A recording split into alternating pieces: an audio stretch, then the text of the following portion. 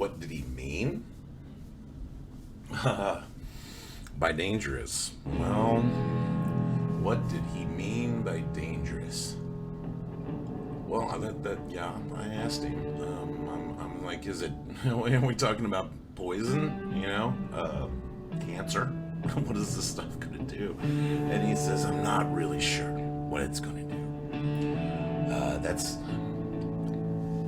the fluid I take in very small amounts into my cerebrospinal fluid, and it keeps my brain from getting old. I can't think clearly right now because my brain's aging at an accelerated rate without the fluid. But what it does is it enlivens cells, but it does it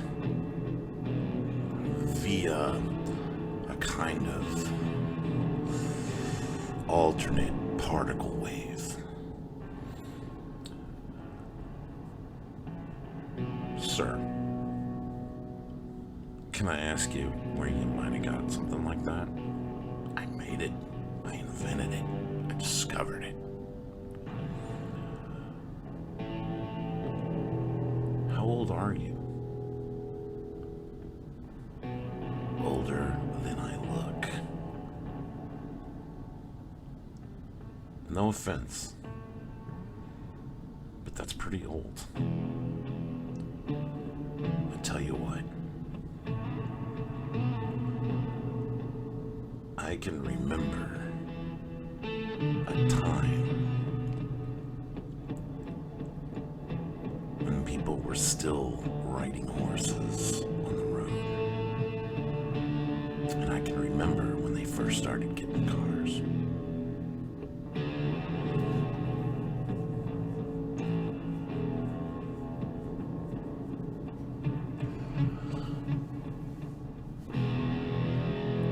Sir, if you could do all these things, what are you doing here by yourself in this house? I'm hiding. Who are you hiding from? Don't they teach you anything in school? Kid, the people I work for are the people running the world. Politicians? Politicians. This is what he says. You think politicians run the world? That's hilarious. Have you ever heard of the industrial military complex? And honestly, I had not.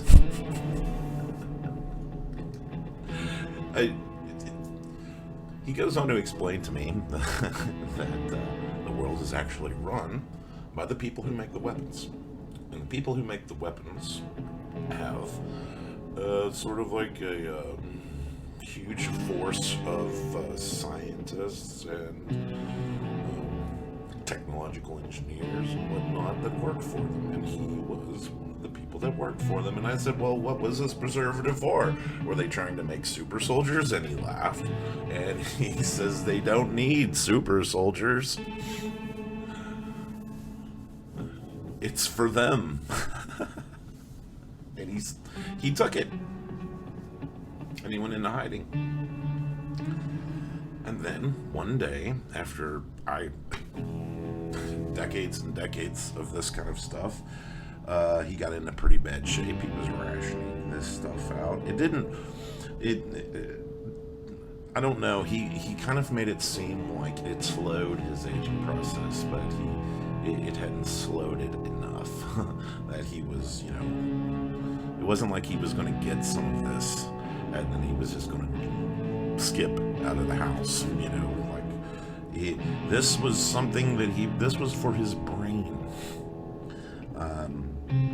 It affected his brain, is the way he made it sound. It made him, either it preserved or enhanced his intelligence, his memory. And he had went into hiding. one day, a home care nurse named Tina had caught him putting a small amount of the fluid into a spinal tap drip that he was putting on himself. And she took his supply, she took it out to the shed, and she threw it against the back wall on the floor. And now it looked as if it had leaked into the neighbor's garden. Mr. Dr.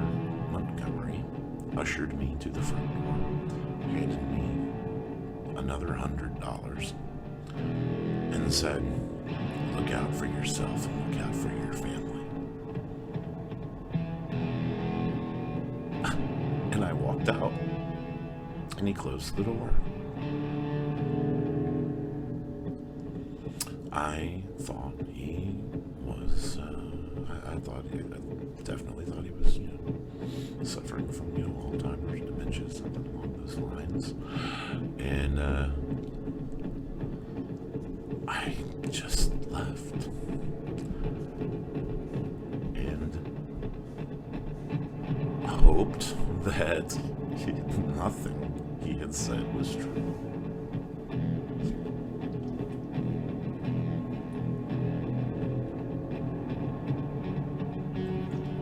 I'd forgotten all about it. I mean, I think I made some jokes about it to my friends or something like that. And I went back to school. Following Monday, school just started again after some vacation. Wasn't too thrilled about that.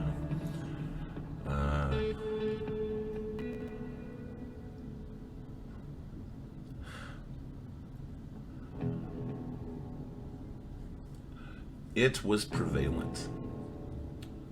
Yeah. Yes. Everyone. I mean, not everyone. I mean, it at that time, there, you had your coffee shops, your cannabis coffee shops and stuff like that. Some, there's places people go and buy it, but you're talking about something that one of the main draws is just you can just grow it yourself. And I think the neighbors. It's hard to say what the adults were doing at the time. I would say they probably. I don't know. You ever have an old lady who lived across the street with a really nice garden who was always bringing over tomatoes? Yeah. I think it probably worked a lot like that. Like, hey, look at this. Look at the stuff I just grew out there. And I'd say in that neighborhood especially, they were probably sharing. And in retrospect, I think back and I think about the plant that I actually saw in that garden. And I realized that it hadn't been harvested on. Nobody had taken anything off of it. So it was a slow build on the events that followed. I was throughout the next week. I was very much following up my usual routine, meeting with my friends, hanging out, sitting out in the garage, writing songs for a band, getting high and hanging out. Not really, I hadn't really thought too much about it until I noticed that the front door of Montgomery's house was open. I was sitting there in the garage looking across the street, and I saw that the door was open a crack, and I was kind of concerned. Later I went over there and pushed over the door and went inside, kind of expected to get yelled at or something like that, or maybe find him, deceased or something like that, some kind of horrible thing. He was gone. Yeah. Gone. How? It kind of looked like he packed up and left.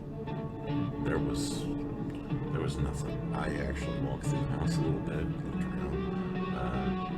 A lot of stuff was still there. Hospital bed was still there. Some of the furniture was still there.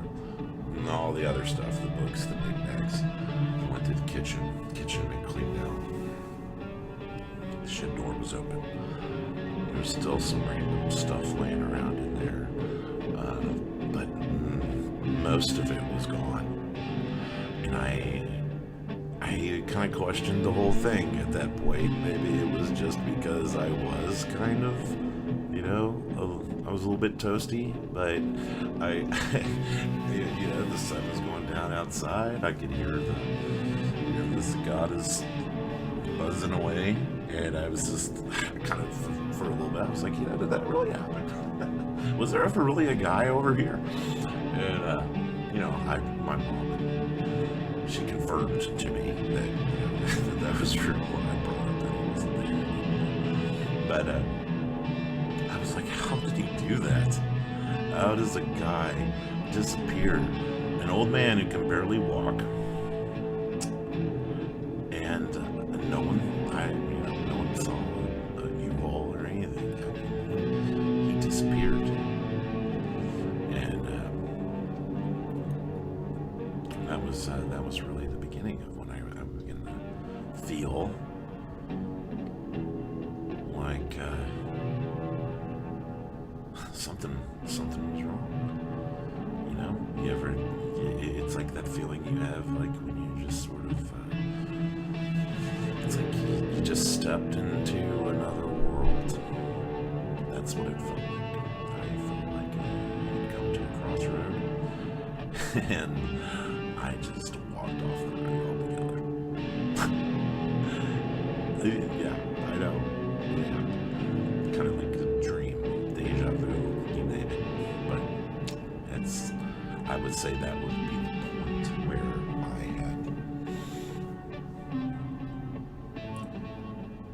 I had gone into another state. And that was also when I became really paranoid about smoking. And I stopped.